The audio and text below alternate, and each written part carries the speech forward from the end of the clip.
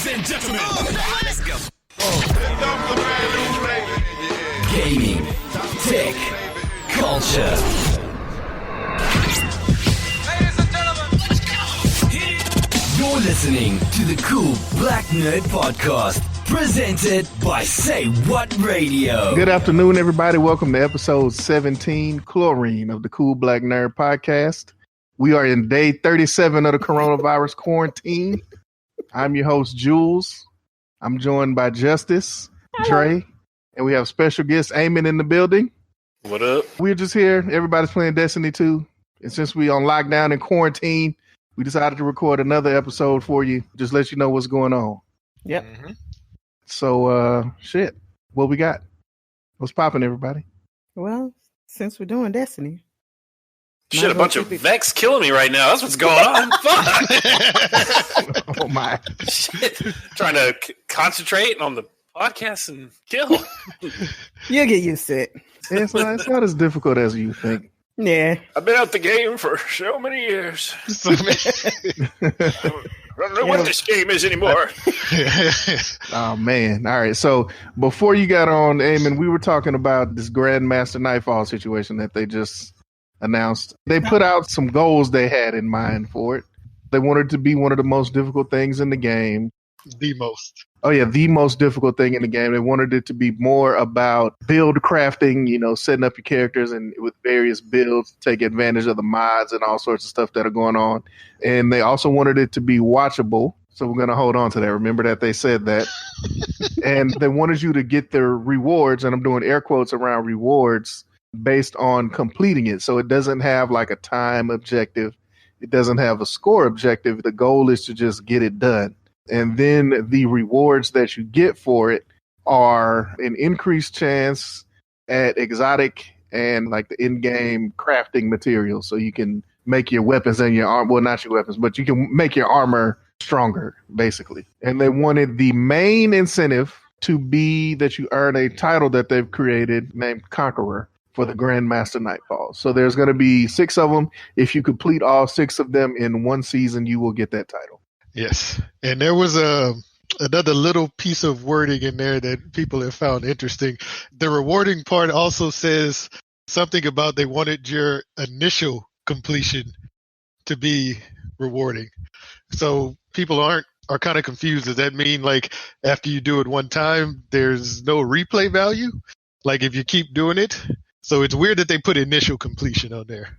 Nobody knows what that means. So you get a title for the first one that you do out of 6. the 6. No. You have do to all complete 6 of them, all you get the 6 title. to get that. Okay, gotcha. Yeah, so all I can really pick up from that is you get, I don't know. Does it mean that you only get the exotics and the materials the first time you do it, and then after that you don't get anything? Or there has to be a reason they put initial completion in there, and I don't know why though. And that's a bit confusing to people. Maybe they don't want it to be farmable. For some reason, I think that goes back to them putting watchable in there. I don't know. The reason why I am kind of just thrown by this is because, again, what you said, they put in watchable. Right now, with everyone in the quarantine, online content is in the highest demand it's ever seen in the last 20 years. So the fact that they would put that in there makes sense. But the stipulations that they put on it makes no freaking sense. None whatsoever. And you have to give people, if you're going to make something extremely hard, there has to be an equal value reward. And I don't think anybody, I know no one is going to want to do something that extremely hard just for a goddamn title. My thing is I would have done some type of Nightfall exclusive reward that you can only get from Grandmaster Nightfall. And the drop that it is has to be something that's really good. It has to be a weapon that you covet or a piece of exotic piece of gear that you covet. Something that you can only get from the Grandmaster Nightfall that's unique and cool. That would have been perfect for the Grandmaster Nightfall for being a pinnacle PvE event.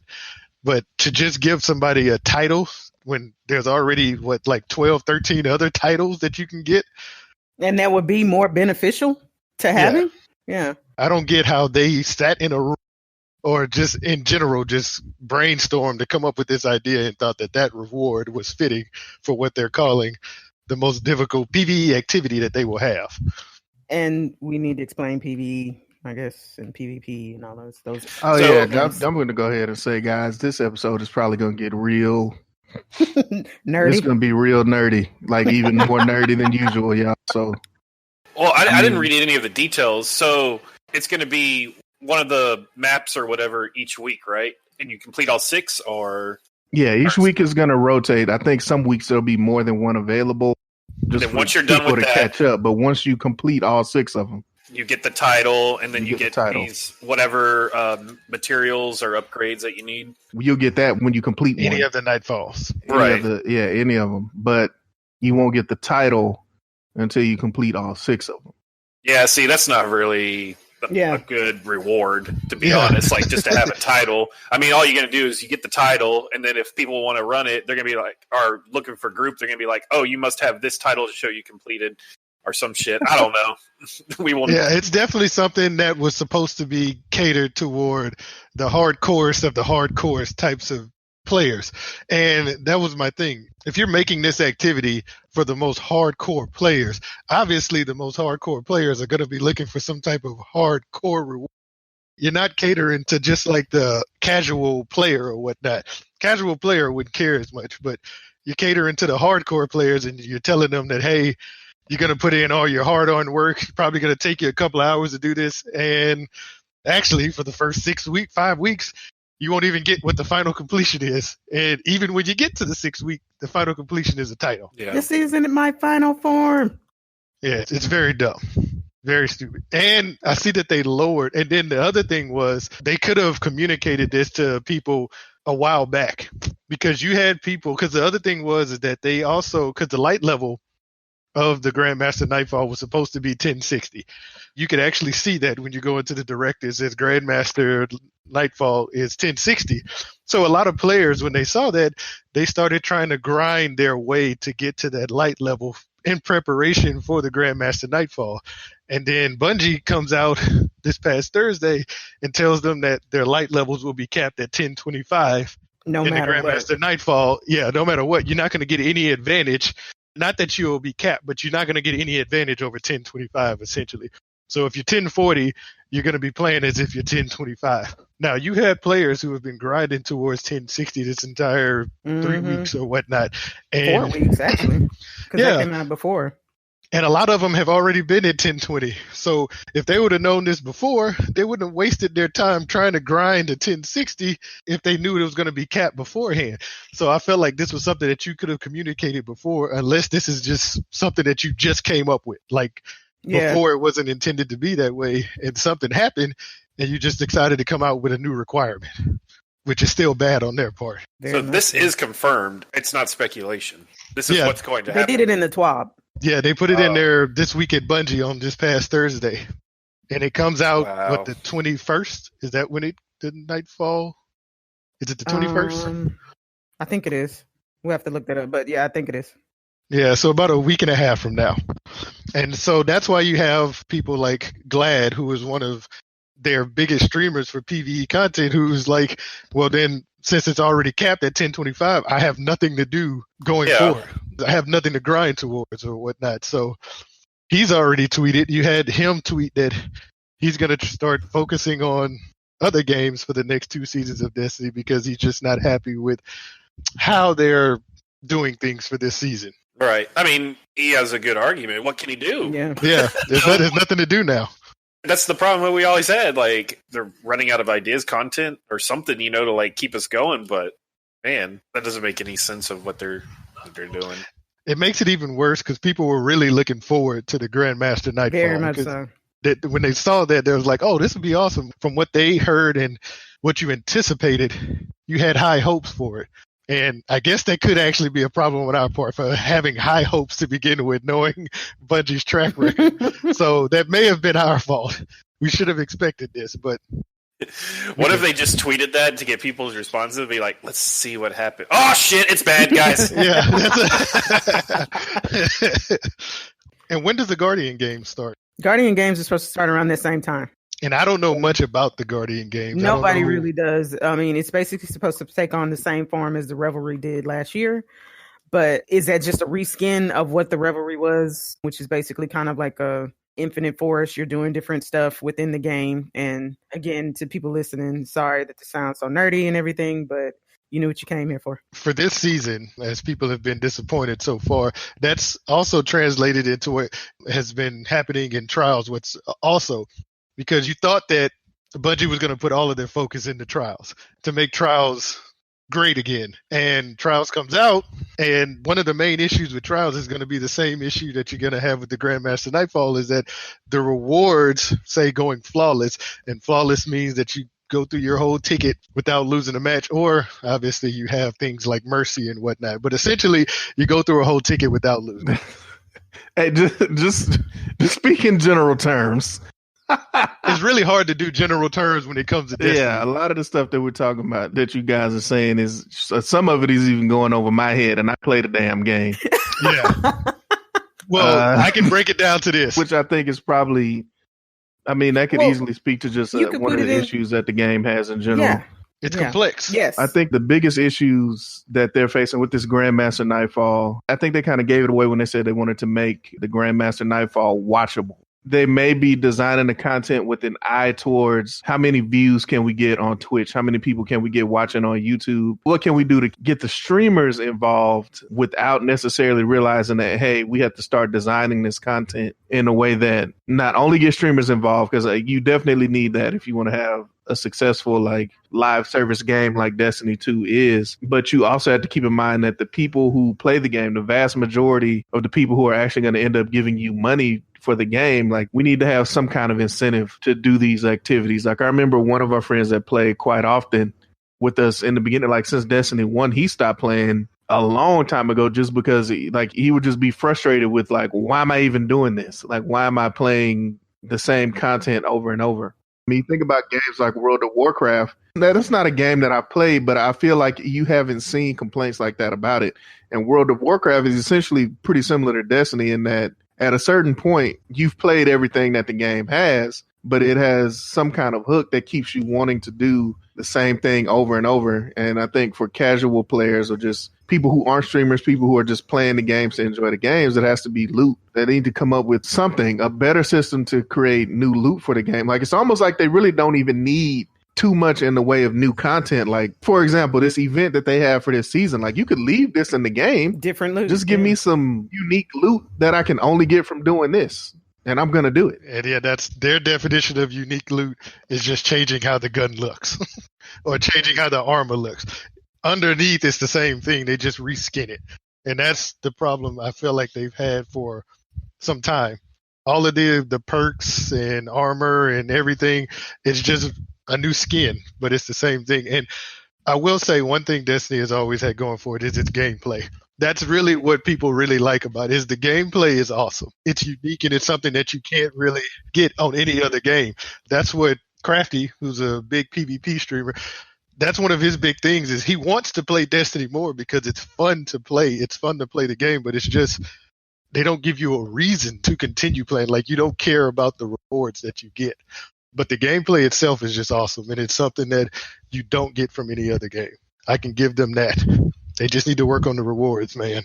It's kind of like if you liken it to like your job. You have this job that's great or whatever. It's got a great team. You got great employees or whatever, but you're not as passionate about it as you were before. There's nothing to make you passionate about it. Something comes up where they're like, oh, well, we can do this, or we're thinking about doing this project. And you're like, oh, great. And you start working your ass off to do it, but you don't really know very much about the project coming up. The information comes out and it's just like, okay, you basically did everything you needed to do in that first week, and that's it.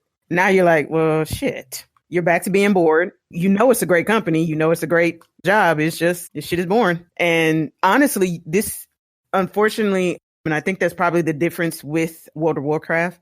You can play World of Warcraft and be alone and actually get stuff done. The big stuff, you would need more people, of course. I don't really see you playing Destiny alone and having a lot of fun. I'm just going to be honest. Well, I think in general, most games are funner when you're playing with friends. You can play Destiny by yourself. It's not fun, but it's not as fun. You can grind towards stuff by yourself. But like, for example, with this season, they need to come up with better ways that you can level yourself. just doing repeatable bounties and stuff like that over and over and over, it gets tiresome after a while. You need multiple ways to level up, ways that are fun, something that doesn't feel like a job. Yeah, I do agree with, like, because I played WoW, and yeah, there's so much stuff in there to do. Like, also that's rewarding as well, and it doesn't compare at all to this by like a landslide. And it's not like they haven't done it before. Destiny 1 wasn't perfect, but there was always something that you had that you could strive for. Like, there was a lot of things that you never got in Destiny 1 that, hell, you still want to get. Like, I never got it because I really wanted it. People love those certain weapons and certain gear, and I just never got the stuff because I couldn't achieve it. But it was always something that you could strive for. Destiny 2 makes it a bit easier to obtain things, and even the hard stuff, you don't make it rewarding. You make the easy stuff rewarding, and you make the hard stuff dish out the same rewards. And that doesn't make any sense. I mean, they're catering more towards people who were complaining the most and the loudest, unfortunately, in Destiny 1, because they couldn't do stuff because they didn't have a fire team. They couldn't do stuff because they were alone and they felt left out. The only reason, honestly, that they felt left out is because those people that they ran into later who had the fire team, who had that stuff, were like, oh man, this gun is great. Had they not run into those people who were actually trying to do this stuff, they would never even know. But now those people that were actually grinding to do that with their friends and things like that, they're not there because they're just like, man, I could do this on my own and I don't really want to do this. But those other people that are in there now by themselves and just having the time of their lives, now they're complaining, and I don't understand.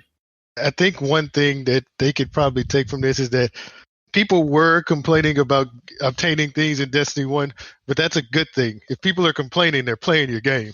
People aren't complaining anymore because they're moving away. They're tired of complaining. Now they're moving away. Before, you would complain and continue playing the game. You were just complaining out of frustration. But you would continue playing the game because you still wanted to obtain the loot. It was very good loot. Now people complain and they're just leaving. It's not going to change. There's no reason. Yeah, it's no reason for them to play. And the things that they seem to take into consideration just make no sense. You know, people are complaining about this gun that we actually made specifically for you to be able to grind out and get. Now they're complaining, oh, well, I couldn't get it, so take it away or nerf it. Sad. It's like, unfortunately, there's always going to be those complainers who are never satisfied with anything. Like y'all are talking about the first Destiny that was launched, and everybody was getting this and that, and they're like, oh, well, this is dumb. I don't have enough hours in the day to do this and that. And then all of a sudden it's like, okay, well, we're going to make this easier. So dumbed it down, made it a little bit more, I guess, catering to them. It just progressively kept doing that and that, kept moving forward. I mean, that's how most of WoW got ruined too. I mean, back then it was fun to do all that stuff. It was challenging. You had to actually get, like, you know, people that knew what they were doing, use their consumables, and work together. It's like, oh, hey, we got to bring this, bring these potions, bring this. And you wanted competent people that could do it. And after a while, they're like, oh, well, people are complaining about it. Let's go ahead and make these raids kindergarten level for people. Yeah. So, I mean, it took the fun out of it. It's like you could do pickup raids, like, you know, pickup groups, and you could get it done. I don't know. It just wasn't rewarding. I guess it felt as fun. And I also like the fact that the high level gear was behind like certain hard activities. You didn't have to like slowly level up. Like if I do a raid back in Destiny 1, the gear that I got was the highest level that you can get. It wasn't like, oh, a point up, and now I have to do the raid again next week to get another point up, and then another point up, and another point up. If I did Crota's Inn, then I got 335 light gear, which is the highest level that you could get. I got that immediately. It wasn't this point level system going up each activity that I do. Like that part right there is one that kind of gets to me. And also, I understand Bungie's aspect that, hey, if we make like this awesome weapons that everybody wants to get, when somebody doesn't have it, then people don't allow them to play with like their group and whatnot. Well, I get that. Just don't make your enemies bullet sponges, and that'll solve that problem. Yeah. The only reason people use Galahorn all the time because you can burn down bosses quickly with it. Don't make them just bullet sponges. Make better mechanics that allows you to use other weapons within like a certain time. Yeah. To them, when you say stuff like that, then you get that disappearing down to, well, we made better mechanic. That is not a better mechanic. That is a terrible mechanic, especially when you made a timed event where the enemy disappears for times. We have no control over the time. like whatsoever. The Vandal could be going for 2 minutes, and then you're sitting up there, your time is running, and now you're getting penalized because it's taking you so long, but you can't do anything because the enemy isn't there. Like, that's a terrible Craziest mechanic. shit ever. Yeah, it's stupid. But those are the mechanics that they think of when you say stuff like that. It's like, no, that's not what we're talking about. Not whatsoever. Yeah, no. The mechanics have to make sense. I have never seen a game where I fought an enemy that disappeared for minutes at a time. A boss. Like, never in my life have I played a game where that's happened. So where did you get that mechanic from? Like, I have no idea where you got that from. I don't know. But I have to say, to Eamon's point of the being able to come up with different stuff to figure out how to win and how to make sure you completed it, that was some of the most fun that I've actually had in Destiny. Like, in the beginning, when they had the messed up mechanics of the elements not changing properly and we were trying to do the nightfall, we spent so much time trying to get that done. But us trying to figure out how we actually would go about it, I love that aspect of it. When we would do the other nightfalls and trying to get through and make sure that we got the pinnacle as well as the 100K and the builds that we would need to, well, you go as this and you have this weapon and I have that weapon. I love that. That was great. But you're right. The loot for it was just like, are you serious? 1 point? Yeah, I don't get it. Just, you can go back to the system where you can do other activities. You can leave like the hardest nightfall and the raids and trial stuff as the only ways that you can get that highest level gear. But it's not a point up system. It just drops at that light level.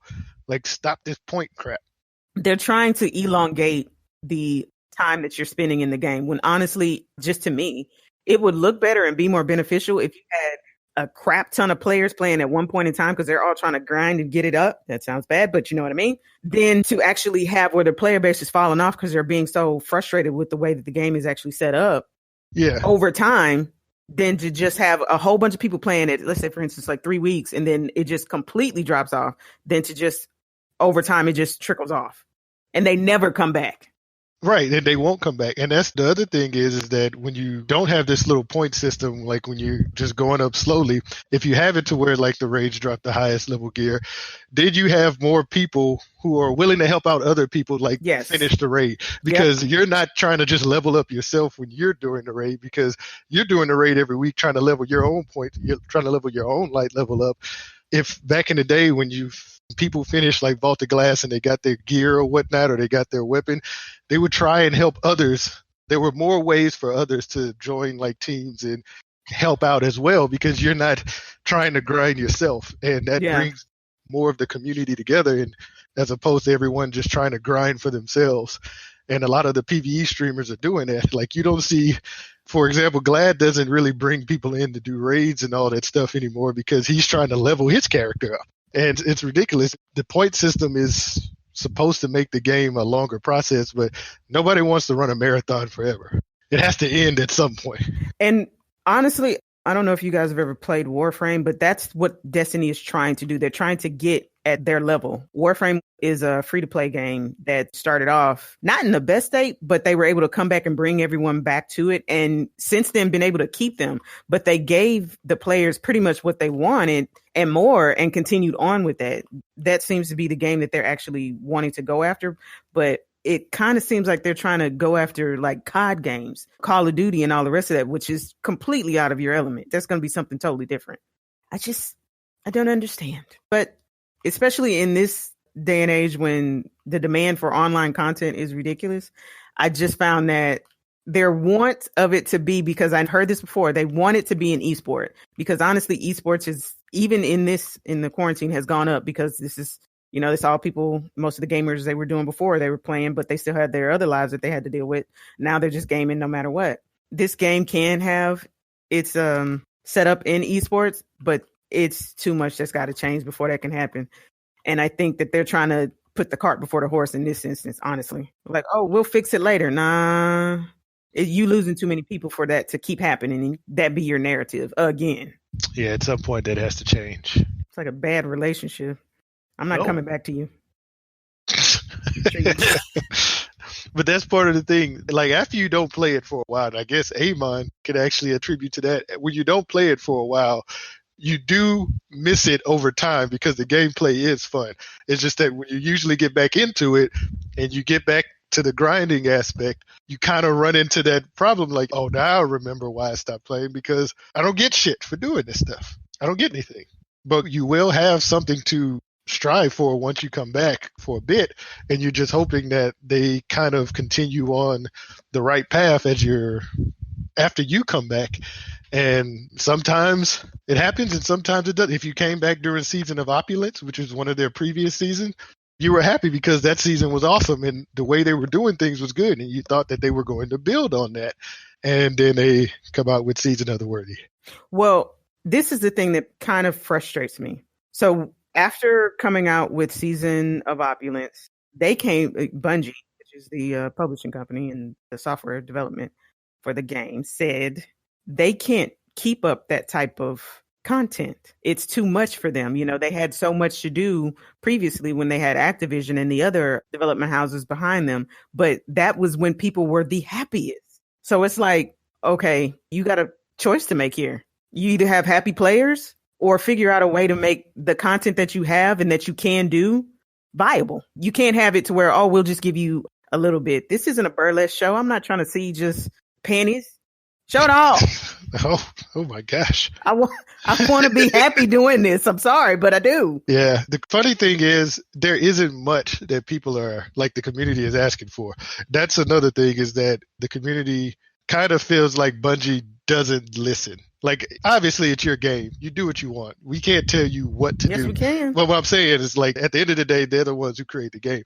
We're giving our feedback to try to help you make the game better for us, because you're not playing the game, obviously.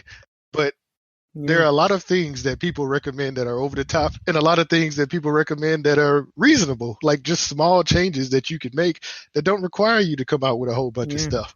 Kind of like what Jules said, is like, the content you have now is fine. You just need to make it more rewarding to play. Like, you can leave this stuff in here, just make the weapons more, think more about how you can make the weapons, the gear and stuff more unique, to where it's not just aesthetic. They're trying to make everything just look better as opposed to actually being better. So, question. We have all this, and you guys are veteran players. We're pretty much all veteran players. What made, and I'll ask this to Jules first, what made you continue to play Destiny? It's still a game that I like to play. Even though we spent, I don't even know how long that was, shitting all over the game. But I did say the gameplay was awesome. I said that's the main thing that keeps me back, is the gameplay. The gameplay is fun. Right. But yeah, it's still a fun game to me. And even with all the complaints, I'm honestly probably not going to stop playing. And I mean, I'm sure I will at some point, but for me, they've actually done a lot of things recently from just a story perspective with the seasons, and the fact that the seasons still come out pretty regularly. Like, I'm not one that forgets what Destiny 1 was like. You can go back and look at that game with rose-tinted glasses, but the fact is that, like you said earlier, it was harder to be able to play that game by yourself, because people were like, oh, you don't have this weapon or that weapon, then you can't play with us, which definitely happened. I mean, shit, it happened to us. Like, the first time we did that Crota raid, the guy left us because we got to a point where he was like, oh, no one has Galahorn? Ha! And started laughing at us, and he just had left the group.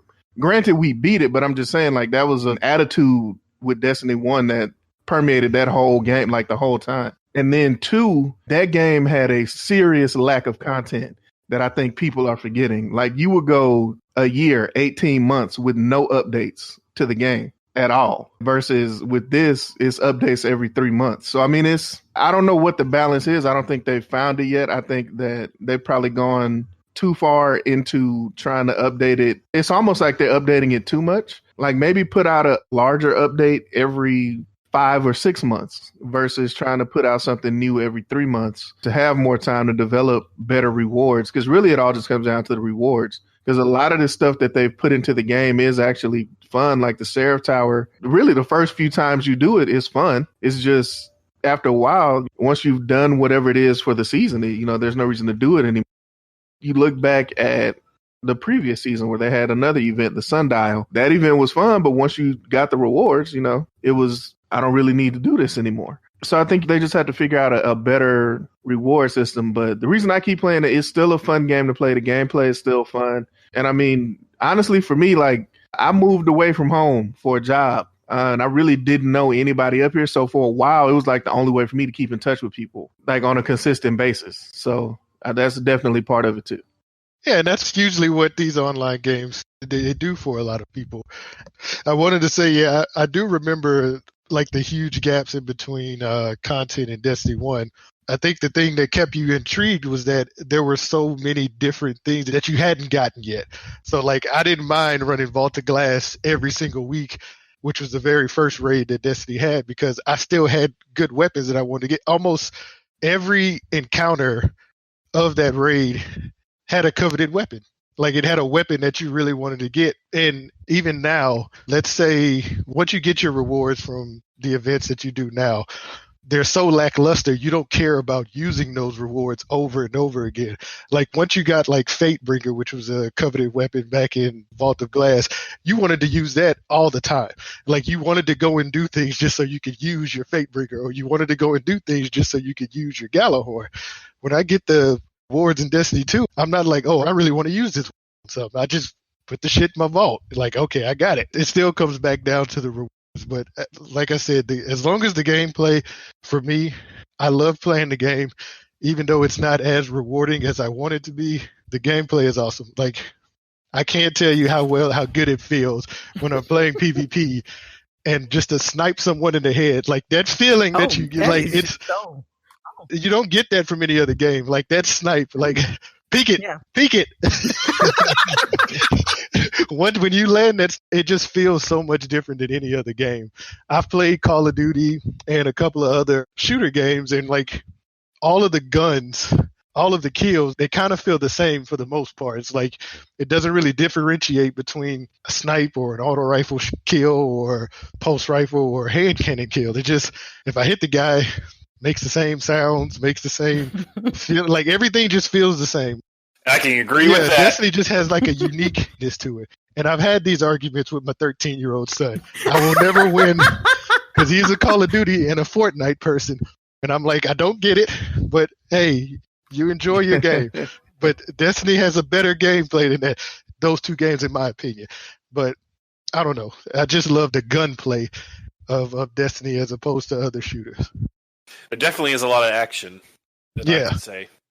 Honestly, for me, I would have to say it would be, even though it's a completely fractured story, the story and, dude, space magic. Like, when my son told me about this game, I was like, you do what? That just kind of kept me into it. Like, you don't really have a lot of those types of games. I mean, Halo maybe was similar to that, but it still wasn't on the same level, I don't think, or I feel. And you feel powerful. Plus, this is something you don't see in I guess you do see it in a lot of games. Like every single class that you run into, most of them are females, even though they're not female players, but they're playing as the female characters. Everything just looks better on the female. Okay, I'll be honest. Everything, the way the dances, the gear, like everything just looks better on the female. The men look all, I don't know how to explain. It just looks better. Like But I mean, being able to do some of the things that you do in this game, you're right, is what's kept me going. I've always been a person that's just more for the story. Like I love Resident Evil. I love Evil Within, mainly more single player games, God of War, all of that. But this just, even though the story sometimes makes you feel like I don't know what's going on, you can create your own story just in what you're doing yourself and what the stuff that you see. Oh shit, like you said, just took out this guy with the snipe. Or Nova bomb to the face, thought you had me. Stuff like that. That's what actually keeps me going. Plus, being able to be a little bit better each time, kind of like what I was saying before, and being able to find a build that, okay, I'm better with this, I'm better with that. And it's great for hand-eye coordination. I don't have the best hand-eye coordination out there, but it's helped me a lot in mine. It's always been funny about the competitiveness between the classes. You can tell what class someone mains just by how they talk about other classes. That's always been the case. And it seems to be kind of a consensus that everybody hates Titans, though. Like, even Titans, like, everybody just hates Titans. I don't know what it is about them, but it's just always, everybody has the Ashemir That's how they think about Titans. So again, for the people, we're kind of late in explaining this. You have the different classes within it. There's 3 classes. You have a warlock, which is, again, like I said, space magic. You have hunters, which are considered to be more of a clandestine type, secretive ninja operative type thing. Which is obviously the best class. I don't even know why anybody would play any other class. It just doesn't even... And then you have what are called Titans, and basically just going by the name that will tell you a lot about it. It is just basically a tank of a being. Yeah, it's kind of any role-playing game. You have sort of the basic classes. So you're right, like your hunter is going to be your assassin type, quick movement, stuff like that. Glass cannon type of character. Warlock is going to be the kind of the healer, the ranged mage, so to speak. And Titan, definitely a tank. Yes, they're the ones in the front line. We know how Justice feels about the front line, so obviously she's not. Anyways, not going there with you. Titan. I think it's pretty clear which. I'm not going there with you. But anyways, these are just some of the things in PvE being player versus enemy content. I don't know. PvP, player versus player. So I know it's a little late to be explaining that. PvP is just multiplayer. Yeah, player against player versus player. That's what the PvP, player versus player.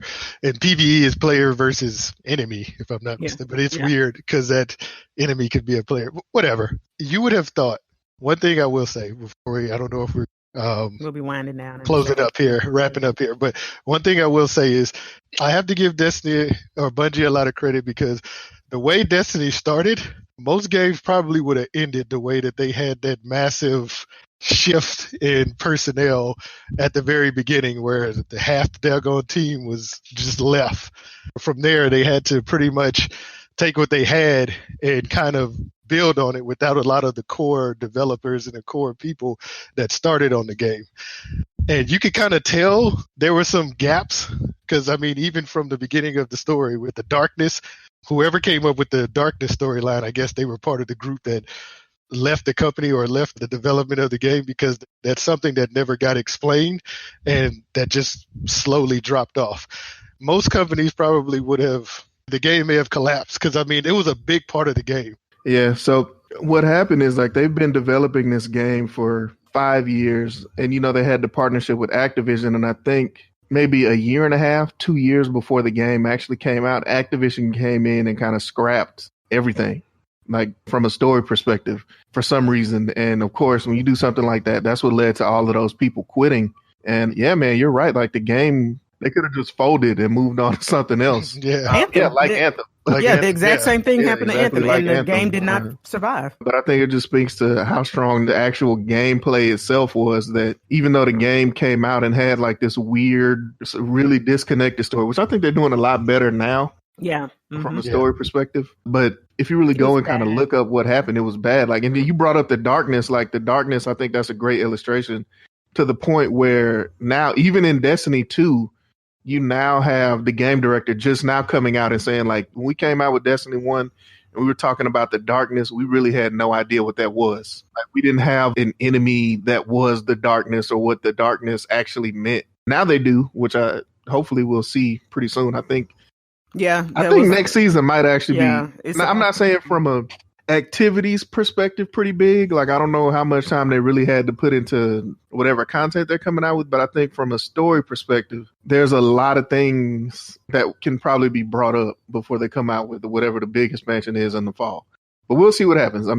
Content wise, I'm not expecting much. Story wise, I am expecting pretty big things. And from a story perspective, lately they have not been letting me down. So yeah, story wise, it's been good. And one reason why I wanted to kind of talk about this stuff today is because of, if anybody's into gameplay or whatever, one of the biggest games of the year has actually been just postponed indefinitely. Last of Us 2. Don't remind me.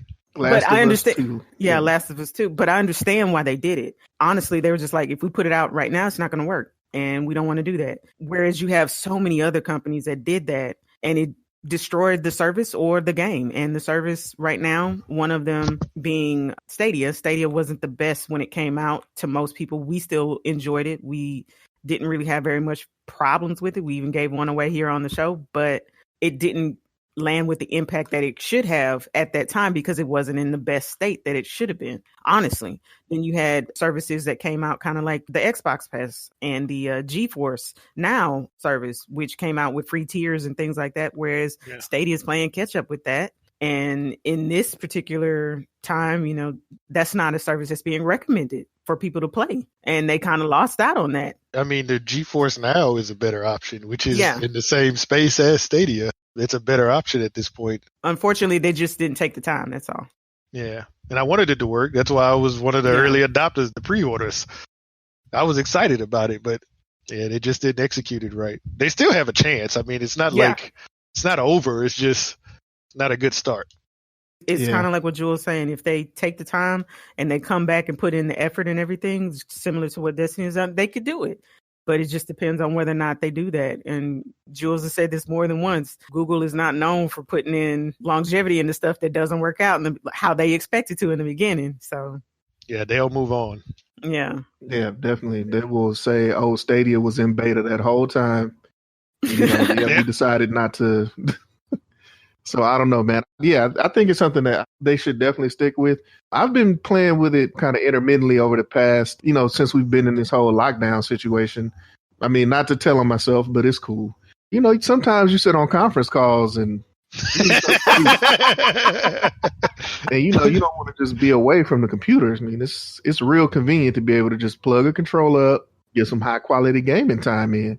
I mean, you know, we were just talking about these bounties on Destiny 2, man. It's real easy to sit at my desk and do some bounties by myself. You know, nobody even knows I was online. Nope. Yeah. So, I mean, it's just Stadia definitely has its potential. It's improved a lot, but I still don't know that it's better than some of the other products that are out there right now. They really need to go all in with it. I was reading an article recently about it where they were talking about, well, developers were saying that Google wasn't putting up enough of a financial incentive for them to put their games on Stadia. And they were saying that it's not the capabilities of the service. It's not anything about the service itself being bad or that it's even hard to develop for it. It's just saying that they're acting like it's not a new product and they're not giving the developers enough of a financial stake to spend the money to develop for it. Yeah, or to port it to their system. Or to port it to the system, so it's just kind of like, hey, we're Google, we'll give you $1. Yeah, so they're going to have to change that to get more games, and I think that they've made some moves. They bought up actually a few studios that were independent, so those studios are going to be making exclusive games for Stadia, but it's going to take a while. Like that, you just bought them like 6 months ago. Like, you're not going to have a game next month. It's going to be a couple of years before you start seeing those truly exclusive Stadia games. So they're definitely going to have to figure something out with these third-party publishers and video game makers. When they announced it, I wasn't immediately aware that it was going to be its own ecosystem. I thought that it was going to be like just a way for you to play like your current games just from anywhere. That's kind of what GeForce Now does. Like, if you already own a specific game that's available on GeForce Now, then you don't have to rebuy that game. You literally, like, I could play the PC version of Destiny 2 from GeForce Now, whereas with Stadia, I'm playing the Stadia version. So, like, if one of my friends is playing on PC, I can't see them. They have to have Stadia as well. And that's what I wasn't immediately aware about at first. I didn't realize that everyone had to be in the same ecosystem. I thought this was supposed to try to make its way into a space. It's kind of like a middleman that just brings all of the different ones together. And see, here's the thing, what I think. I think that it still can. I think that's because the thing is, it's not like it's really a special version of the game. It's still the PC version of the game. It's just running on Google servers. So I don't know. I don't know the technical. I don't have the technical knowledge to even know what they're really doing. But from the understanding that I have, it seems like it's something that could be pretty easily be done.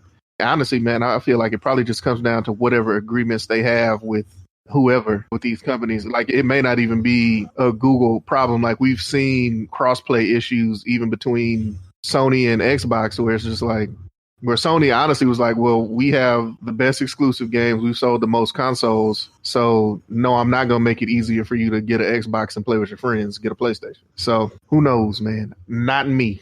So I wasn't expecting you to immediately answer your own question. So with that, we're gamers, and this is something that we love to do. and people right now are looking for stuff to do other than a mobile game. Mobile.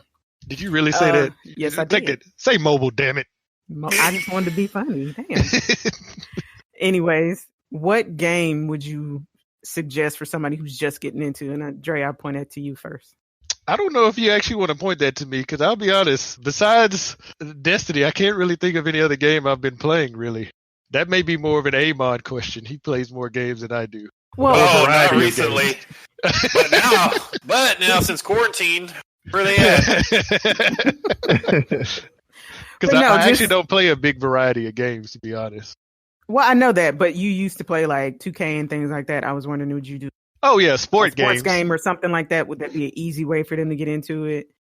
If they're into sports, to get into gaming, I mean, it just depends on what you like. I mean, if you've never really played a game before, I'm gonna be honest with you. I would say you may want to start with something like the Nintendo Switch, especially if you have a family. A lot of those games are extremely fun, like all of the Mario games. They'll be nostalgic for people who play games for a while now. So like you had a Mario Kart, Luigi games, even stuff as simple as like Tetris. And they still have a lot of pretty cool party games that can kind of get everybody in the house involved. And that may be a good place to start until you kind of figure out what type of games you like. Like it'll be pretty easy to transition from playing something like a Mario to move over to maybe Smash Brothers if you say, hey, maybe I want to try like a fighting game, or like what is The Legend of Zelda? What's that new one? The one Breath of the Wild. Yeah, so something like that. If you want to get into adventure games or an RPG, might be something that you're interested in. I think that might be a good place to start. At least that would be my advice. No, I agree with that. At least you got like the games that kids, like anybody can play. At least it'll show for kids that age too, like kind of maybe start off playing, see how it is, and then you got Mario Party, like so many other games that everybody can play and enjoy. Yeah, definitely a good start. I feel like a lot of the games that are recent and like nowadays are kind of complicated. I tried to play Fortnite. I don't understand that shit. With the map, with the building of the stuff as I'm fighting, and I'm like, what is all of this, man? I don't get it. Son, you're going to play a real game. Yeah. And Tekken. Yeah. Oh my God. Tekken was awesome. But yeah, I definitely tried. I just wanted to go in and shoot people. I didn't understand all of this mapping, like building stuff up. I'm fighting a guy and he's like building a house to stand on in the middle of a fight. And I'm like, well, what is happening? Well, I mean, that's just kind of you building your loadout for basically, honestly. I don't know about that. I don't think it's the same as building your loadout. Like well, it is because abilities and stuff like that, but you just building a tower? Yeah, in the middle of a fight. Just imagine you in Crucible, like in Destiny, you're fighting a hunter, and all of a sudden he builds a staircase in the middle of your fight to like jump up and like shoot you in the head. Or so. I'm like, what is this? but you got to think about it. They don't have armor or special guns and all the rest of that. You got to build a loadout. So. But they do have like the guns and the special stuff. They will just kill someone else. Yeah, and you take their stuff. But man, I'm shooting you. Don't pull out a pen and a pad or whatever the hell that is. Start building something around you. I'm like, what is? Yeah, my calculator. Oh man, it's so confusing. So I definitely would recommend that as a first game to play, because I play games and I don't even get that shit. Okay, all right. So we're not getting Fortnite as a sponsor anytime soon. They just took like two of the most popular types of games and put them together. That is just Call of Duty and Minecraft together. Yeah, that's all it is. I don't understand how the Minecraft part fits into it, but a lot of people enjoy. Well, especially kids, but a lot of people enjoy it. So they're doing something right. Yep. Apparently, that new game I don't know if it's out or if it's in beta or not. That Valorant. I've seen Valorant. That game actually looks fun. Okay, that game actually looks fun. It looks like a kind of a mix between Counter-Strike and League of Legends, I think. Yeah. I'm not gonna lie to y'all. That game looks almost like Overwatch. Shit. I don't know. That game does not look exciting at all to me. I would definitely try it out when it comes out. You know what I'm gonna say? I'm gonna go ahead and say this. You know what it looks like to me? It looks like slow-paced Apex Legends. So I'm good. Oh, wow! All right, so that's a thumbs down from Jules. Yep. Y'all let me know how that game is. If somebody can find a free one, let me know. But they're not getting my 5. All right. Oh, just watching the others play it, it kind of reminded me of like Counter-Strike days. I was like, yeah, I kind of want to play this. This looks exciting. It looks like it'll be interesting because I did like Counter-Strike back in the day. Yeah, maybe so. See, I wasn't a Counter-Strike player. Actually, I was not really into first-person shooters at all. Like, the first time I played one and I enjoyed it was on PlayStation 3, actually, was Call of Duty World at War, which a lot of people thought was like the worst one in the series. But for me, I actually enjoyed playing. Up until Destiny, that was really the only first-person shooter multiplayer game that I enjoyed at all. And then even the games after that, like all of the Call of Duties after that, I didn't like them. And yeah, Destiny came out, and that's really like the only first-person shooter that I've enjoyed. I think the first-person shooter that I played was Doom. Mm-hmm. Like the original Doom. Yeah. That was like the first-person shooter games that I played. And kind of like what Jules said, I prefer third person. It actually took Jules and McCoy. Well, they don't know who McCoy is, right? Anyways, Yeah, he was they're on the the ones. He's been on the show. He's been on the Oh, okay. They were the ones who got me into playing Destiny at first because I didn't want to play because it was a first-person shooter and I very seldomly play those. And they kind of sold me on like it has its third-person parts, but it's a first-person shooter. And so I tried it out and ended up liking it. But as far as first-person shooters go, I mean, besides this, Gears of War. I played Call of Duty, but I never liked any of the Call of Duties. Gears of War I liked. Counter-Strike. Now, Gears of War, that was the one on Xbox? Xbox, yeah. Xbox. See, I didn't get a chance to play that one. I only played 2 games on Xbox. It was Ninja Gaiden and Gears of War. Oh, my God. I'm not going to say that was the original, but that was probably one of the hardest games that I've ever played. Yes. And it was just one of those like unforgiving level of difficulty. Man, that was rough, but it was fun. It was But definitely rough. bad. Yeah, the gameplay was awesome because it was a unique game because there aren't very many like samurai story games like that. Not samurai, but like just ninja. Yeah. That type of fighting style where it's not guns and whatnot. Kind of reminded me of Onimusha. Yeah, Yep. I was just about to say that. Yeah. That's really kind of the stuff that I've always been into, like those adventure type games where it's really kind of story driven, like Last of Us, God of War. Even though, I didn't play Last of Us and I don't intend to play Last of Us 2 whenever that comes out. But I will definitely watch it on YouTube like a movie. And I'll enjoy it the same way I enjoyed Last of Us. Are they contemplating making a Last of Us movie, like an actual movie? I Yeah, mean, it's what for? actually not a Just movie, watch but- the game. No, They're doing a TV series. No. Oh, okay. Is it going to be a live action TV series? Live action TV series. And it's supposed to be the stuff. Good.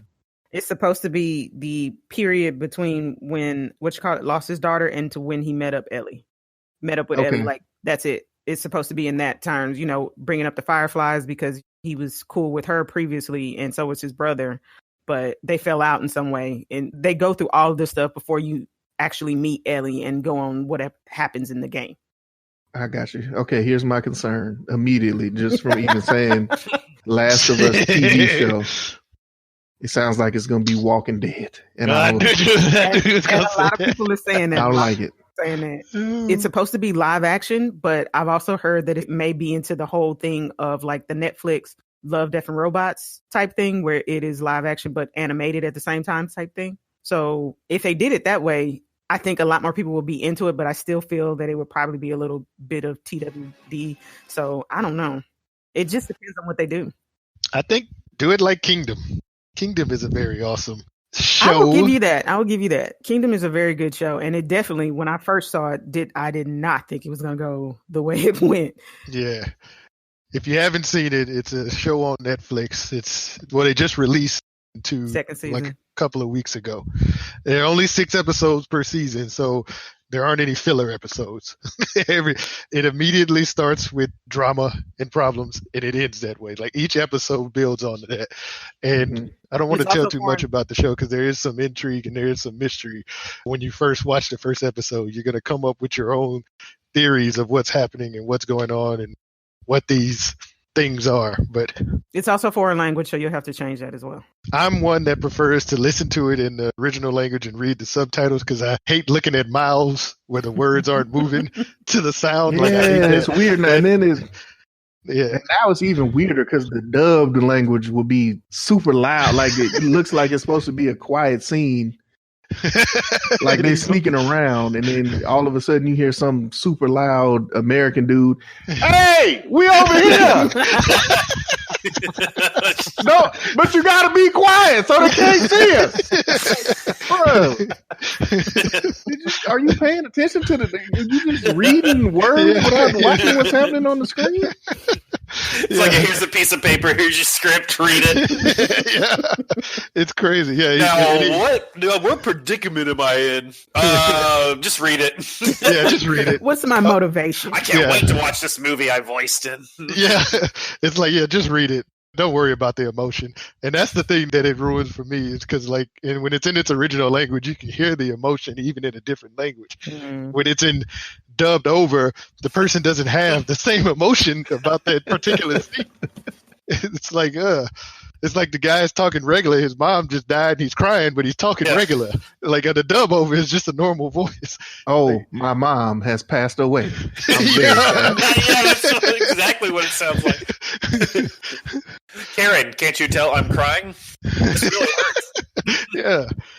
So I'm not knocking anyone who likes to listen to dub overs. I know some people who do, but I'm not one of them. Just let me listen to it in the original language.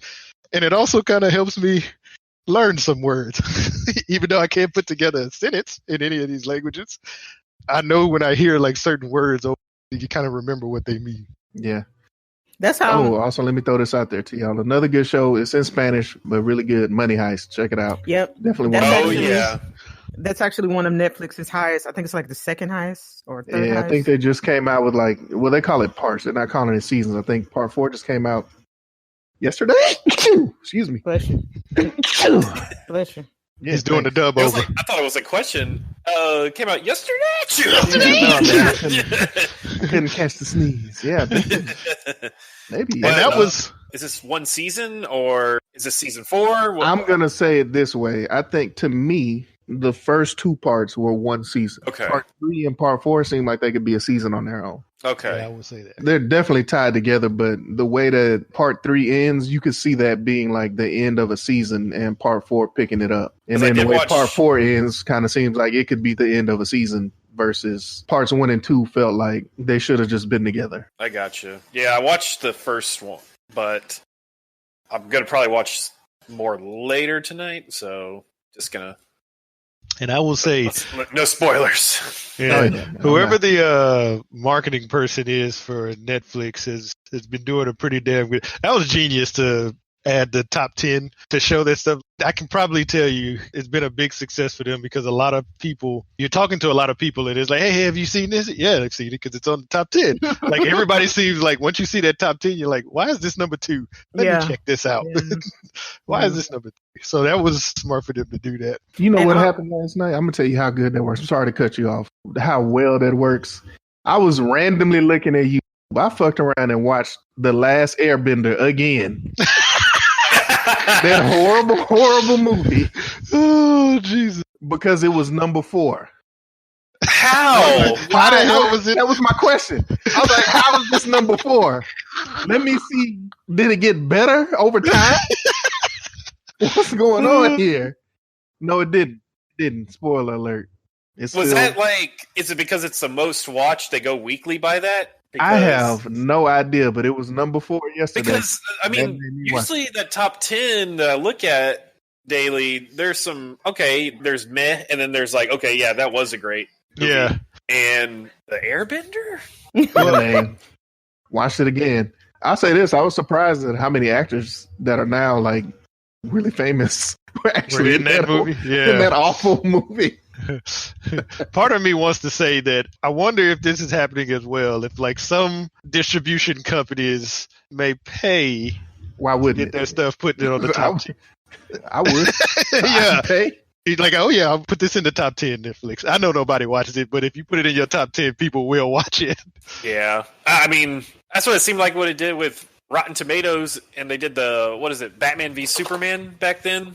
Oh, yeah. God, they were just like, they didn't release the percentage, score at all. And then afterwards they released it and everybody's like, man, they were gagged before the movie came out. Well, basically, people were always saying how they were secretive about their numbers and things like that. So they're still not going to release their numbers. So they were like, hey, let's just do this. No, hell no. Why would I? You don't need to know my numbers. Just watch my service. Right? I've never understood how people were always like, well, they never give the number. So we really don't know how many people watch. If we say that it's number 2, it's number 2. It's our service. Yeah. Yeah, that's true. It doesn't say top 10 what. Yeah. Top 10 paid to get on the list. Yeah. And I'm not forcing you to watch it. I'm just telling you, it's the top 10. I think what y'all should watch on there, that's if y'all have been watching some Spanish films. Now, the dub, yes, it's going to suck a little bit, but they're actually really good movies. There's one called The Platform. Oh, yeah. And, I watched that one. Man. Oh, yeah. That one and The Occupant. I think The Occupant was pretty good. There is some gore. So if you're one that's queasy or you're not really into that kind of stuff, that it's probably not the type of movie for you. There is gore. Yeah, Jules and I did the last on Sulfur. We went over that stuff to watch, and Platform is something that I would recommend, but only in certain instances. Like if you like intrigue and kind of like, well, I guess it is kind of like somewhat of a mystery or whatever, but also just content where you just like you're thinking about it for the next few days. That is something that you would watch, but it is super freaking gory. Outside of the gore, it's telling you a story, but there's a bigger picture to it because it kind of describes like how social classes are. That's pretty much what it was trying to do. Kind of like Parasite. Yeah, kind of like Parasite, just in a more gruesome way. Yeah. But it made sense. That's why you had the different levels. It was just a interesting idea, concept. Yep. Like for a movie, it's, I was just like, whoa, what is going on with this? And it actually kept me intrigued to watch. So, yeah, I had to actually look up what the ending meant. It kind of confused me, but I get it now. Definitely left it up for debate. Interpretation. Yeah. It's, oh man, Oh man, so I have not watched Platform yet. Definitely something I need to check out. I'm going to check out Parasite and also going to check out The Hunt. Thanks to that, I'm going to check out The Hunt. I haven't watched that yet, but I definitely want to, and I will. So I think that's it, guys. We gave you a lot of feelings about Destiny 2, which is honestly, man, probably for most of us in this podcast, probably our favorite game right now. Even though we talked so bad about it for so long. We didn't talk bad. We were just giving constructive criticism. Exactly. Yeah. Well, I mean, It's because we love it. It's because we love it while we talk. And I will definitely submit this to Bungie. They're probably going to listen to it, but still. Oh, they ain't got nothing else to do right now. You love it when you hate it. They need to get to working on some of these reward systems. Got a little bit more stuff to check out on Netflix. And guys, gave you some places to start with gaming. If you're not into it or you're curious about it, go for the nostalgic stuff first, man. Everybody's heard of Mario. Check him out. He got some new games. He would just want you to have fun. We do want everybody to stay safe out there. Make sure you're washing your hands. Practice social distancing, please. I want to give a shout out to all of the people that are working hard to keep everybody safe. Nurses, doctors, everybody on the front lines, grocery store workers, delivery people. Janitorial people, the garbage men, the mailmen, everybody. Even the people that are doing fast food and still doing fry cooks and all the rest of that in the places that are able to still stay open. Thank you for being able to have us have some semblance of normalcy even in this time. Y'all the MVPs. All right, No man. real ones. Y'all be safe. Cardi B said it best. Coronavirus! Woo! We out.